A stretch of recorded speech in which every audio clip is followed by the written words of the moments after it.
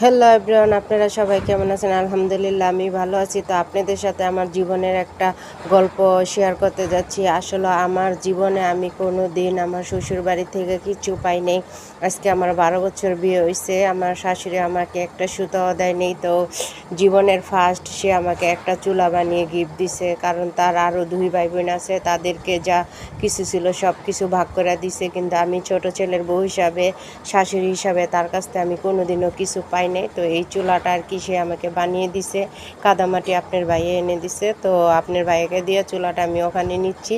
আসলে আমার যে এত ভালো লাগছে যে আপনাদেরকে বলে বুঝাতে পারবো না যে আমি কোনোদিন যেটা পাইনি আজ সেটা পেয়েছি। এইজন্য আপনাদের সাথে শেয়ার করলাম। আসলেও আমার বাচ্চাদেরকে আমি কোনোদিন একটা কিছু দিয়ে বলতে পারবো না যে এটা তোমার দাদির হাতের চিহ্ন। আসলে আপনার ভাইয়া আমাকে ভালোবেসে বিয়ে করেছে, তাই তারা আমাকে অতটা পছন্দ করে না। তবে আগে অনেকটাই খারাপই করতো, কিন্তু এখন কিছুটা একটু হইছে।